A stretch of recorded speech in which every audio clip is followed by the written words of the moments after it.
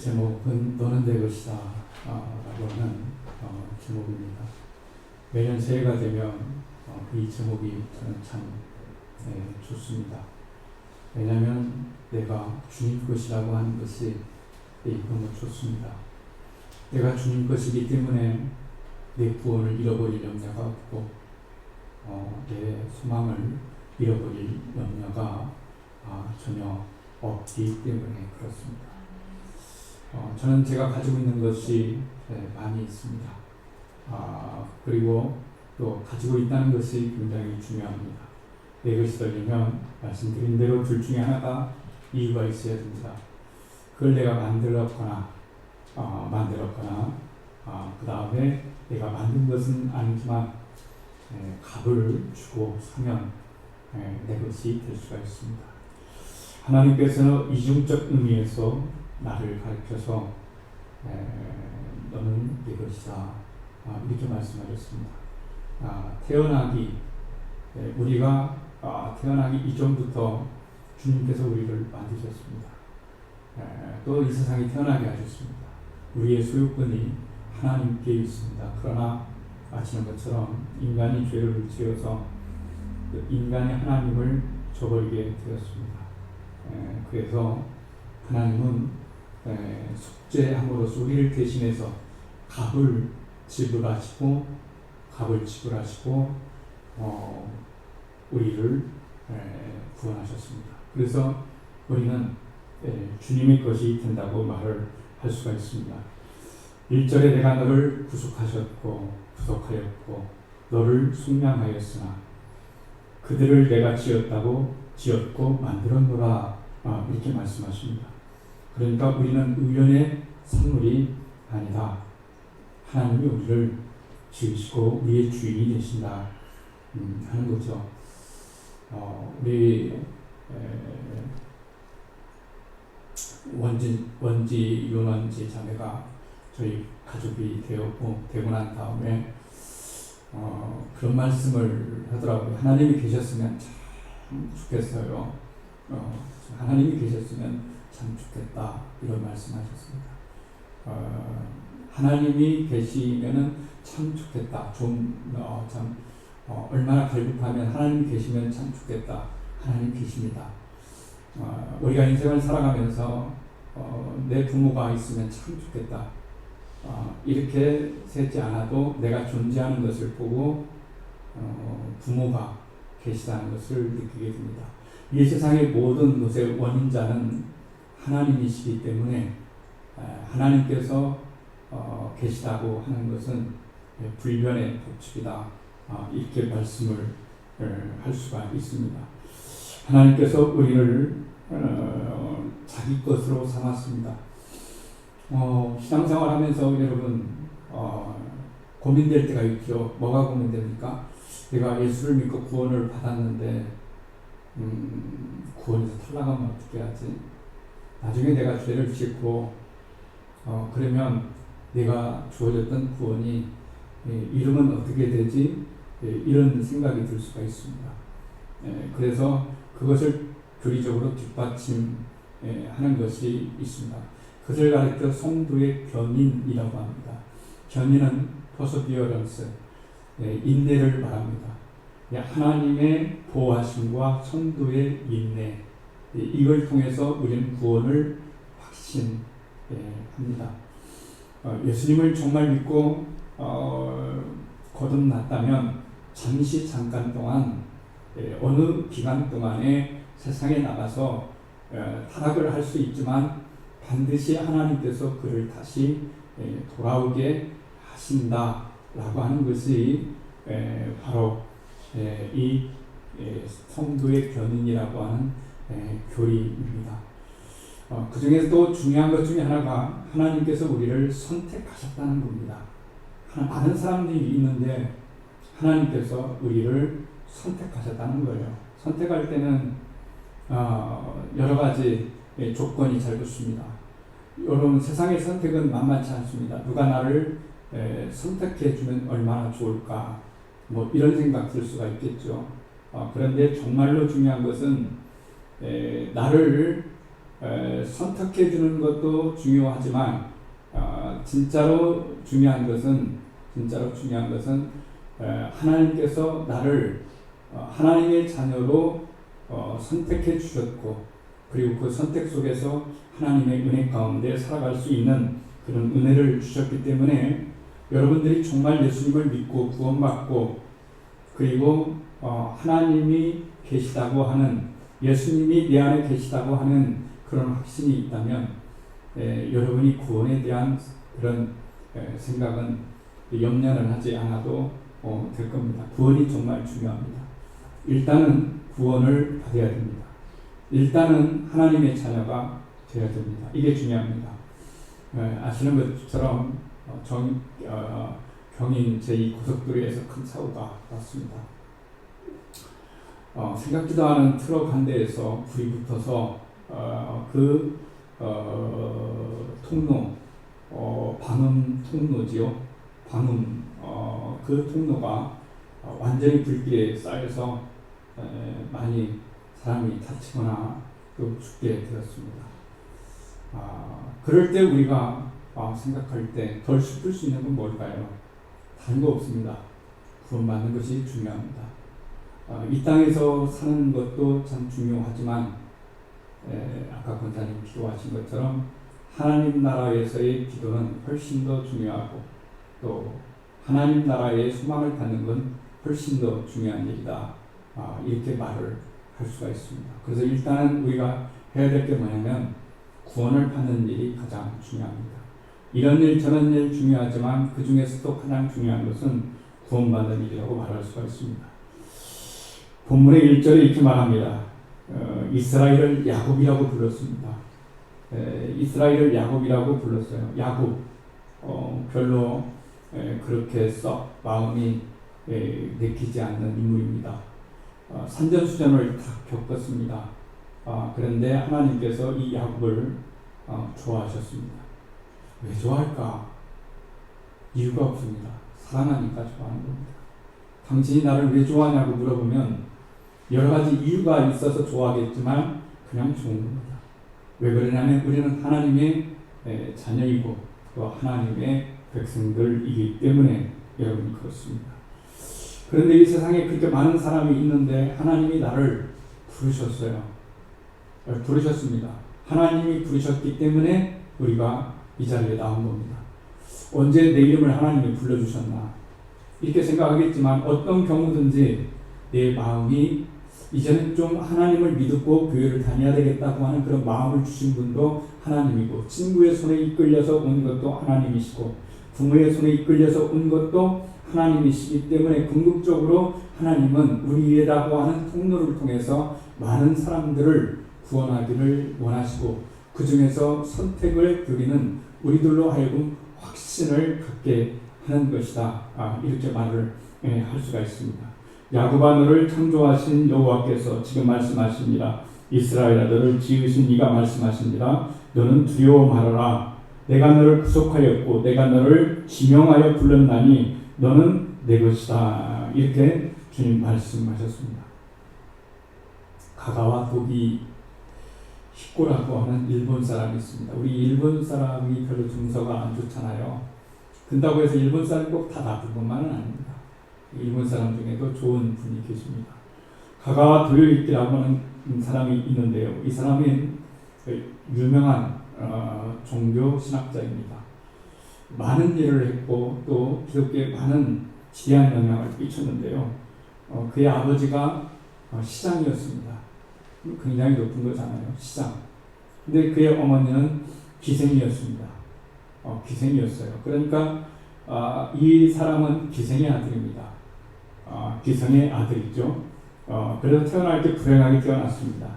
그런데 아버지 집에 태어나서 자랐습니다. 데려와서 아버지가 그 아들, 기생의 아들을 태어나게 해서 집으로 데려왔습니다. 그러니까 집에 있던 자녀들이 가가와 이 도요이코를 굉장히 핍박했고 또 날마다 못 살게 굴었습니다.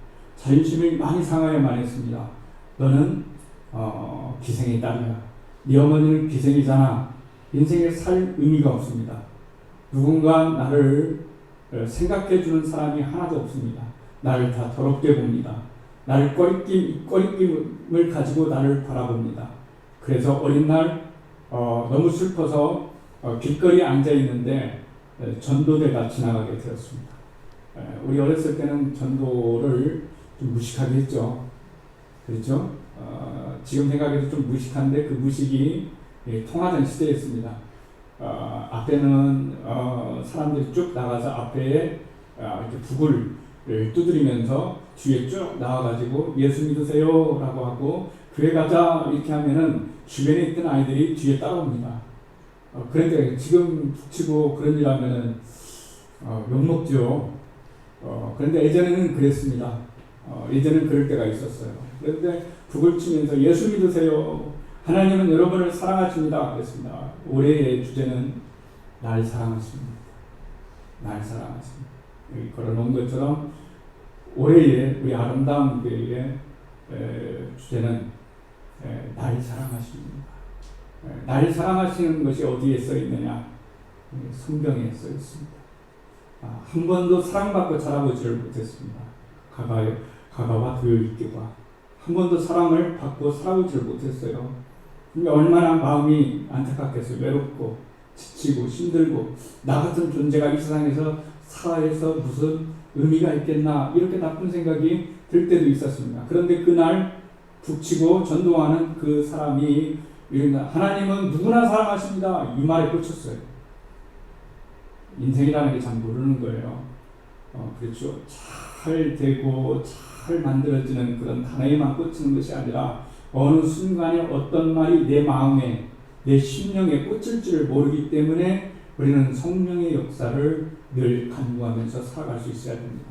하나님은 누구나 사랑하십니다 하는 말이 꽂혔어요. 그러니까 꽂히니까 어떤 생각이 드냐면 정말 하나님은 나를 사랑하실까? 그래서 그 사람한테 물었어요. 정말 하나님은 모든 사람을 사랑하십니까? 물었어요. 네, 모든 사람을 사랑합니다. 그러면 저 같은 기생아들도 하나님을 사랑하십니까? 그럼요. 더욱더 사랑하시죠. 라고 이 말이 이 소년에게 꽂히어서 유명한 신학자가 여러 번 되었습니다. 인생을 살아가다 보면은 힘들고 지칠 때가 있습니다. 그런데 우리가 나의 것이 아니고 하나님의 것이라고 생각한다면 문제는 달라집니다. 내 것은 애착심이 있습니다. 좋은 것일수록 애착심이 있습니다. 여러분, 강도, 남의 몸에는 상처 입히지만 제 몸은 귀하게 입니다. 헬스장에 가가지고 선두박근, 이두박근도 만들고요. 사우나에 가가지고 깨끗이 닦습니다. 아무리 깨끗이 닦는다고 해도 그게 닦아지는 거겠어요. 인간의 본질상 그렇게 닦아질 수가 없습니다. 없습니다. 개인용 옛날에는 택시가 있었습니다. 그렇게 닦습니다.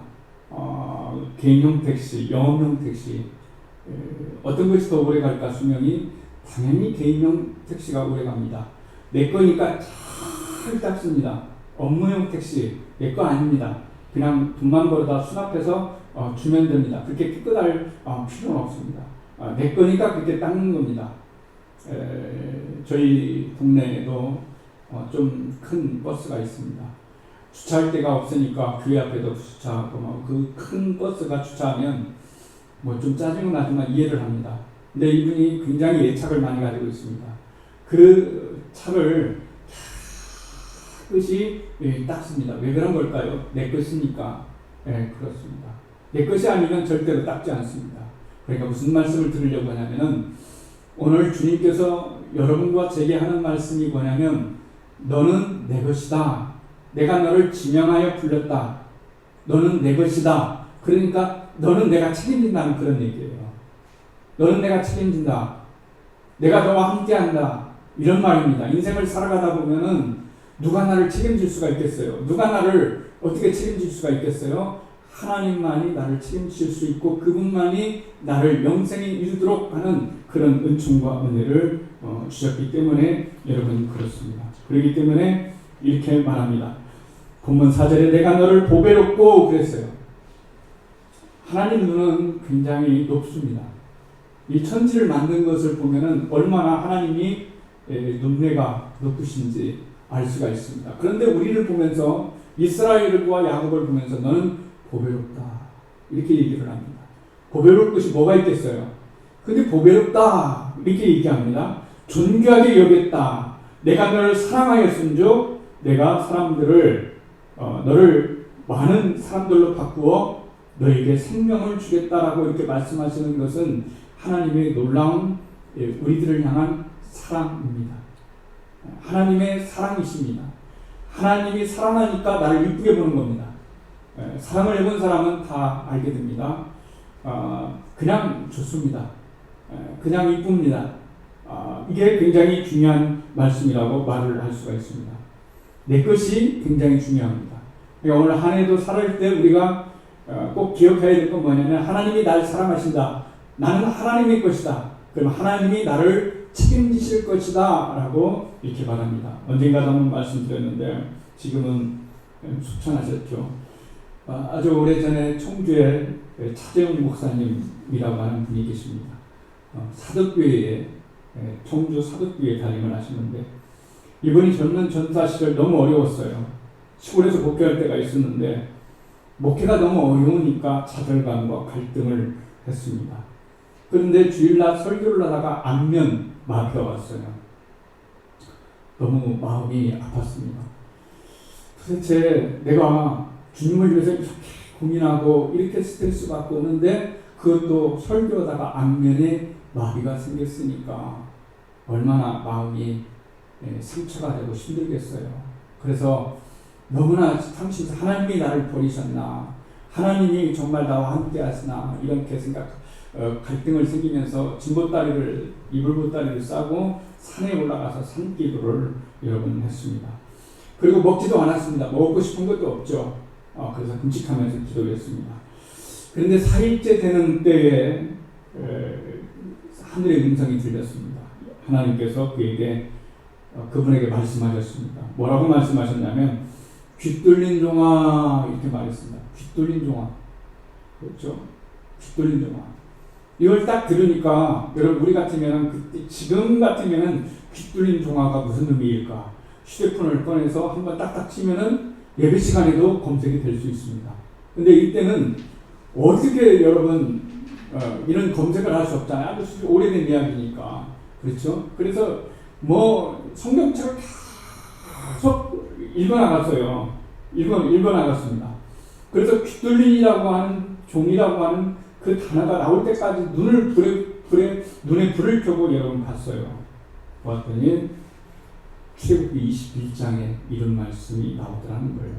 너희가 히브리 종을 사면 그는 6배 동안 종살이를 해야 하고 7배 동안 되면 아무런 몸값을 내지 않아도 자유인의 몸이 된다.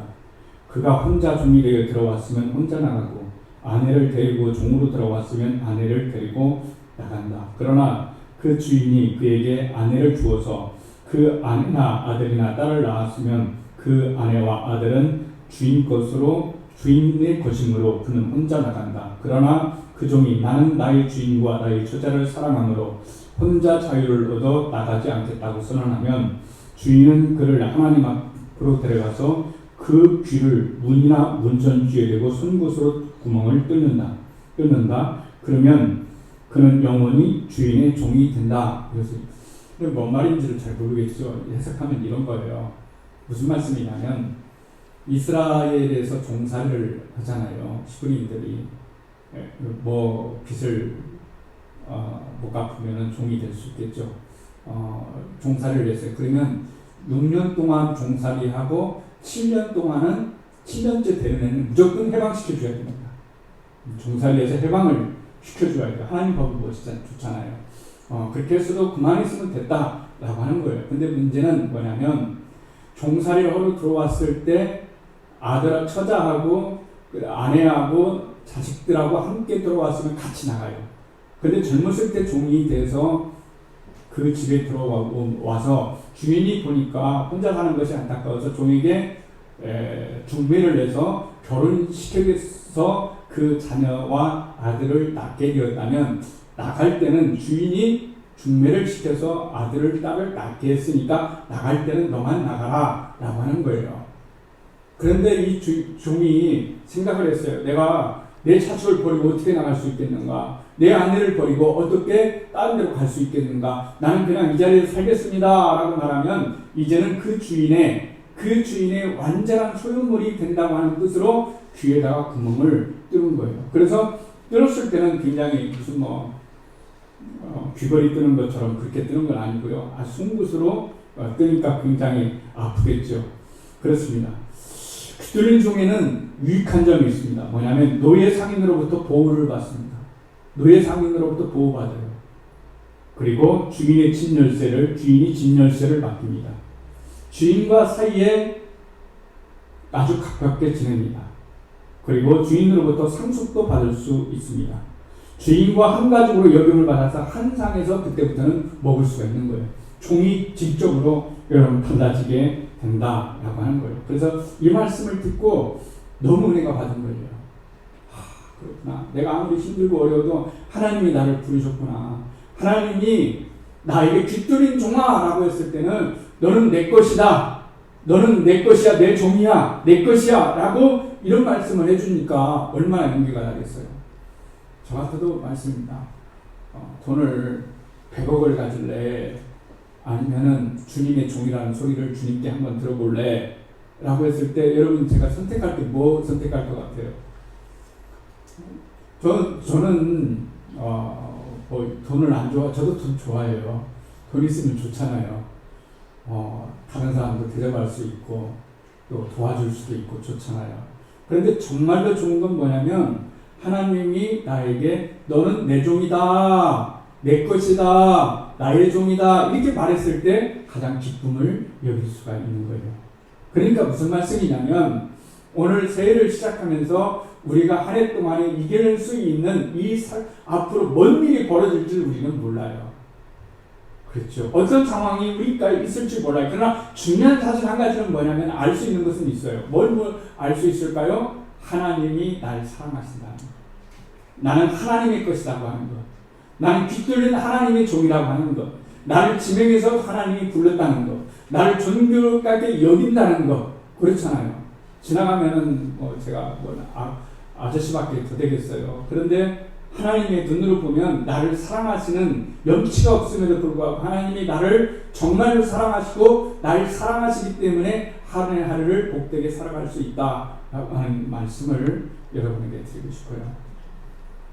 한 해가 시작되었습니다. 주님께서 여러분을 부르셨습니다. 여러분을 부르신 분은 하나님이십니다. 과정이 어떻든 궁극적으로 쭉 나가보면 하나님이 여러 방법을 통해서 여러분을 부르셨습니다. 왜 부르셨나요? 여러분을 자녀 삼기 위해서, 사랑하기 위해서, 구원시켜 주시기 위해서. 이 세상 살아갈 때 너무 지치고 힘들으니까 내가 너와 함께 연합해서 너의 인생을 내가 풀어주겠다 이렇게 말씀하시면서 언제 어느 때라도 구원받을 수 있다면 얼마나 좋겠어요. 제2경인 고속도로에서 그 사고 난 이야기 아까 했잖아요. 늘 그러면 아픈 사연이 있어요. 이런 얘기도 있어요. 엄마하고 딸이 죽었는데요. 그 도로에서 딸이 휴가를 냈어요. 엄마 고생한다고 엄마하고 같이 야외에 찜질방 간다고 이렇게 휴가를 냈어요.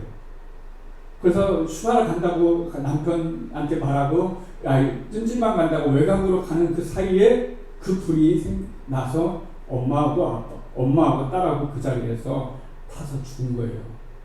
여러분, 누가 위로하겠어요? 어떻게 위로가 될 수 있겠어요? 그 아픔을. 그분에게 어떤 위로도 되지를 않습니다. 그건 인간이 위로될 수 없습니다.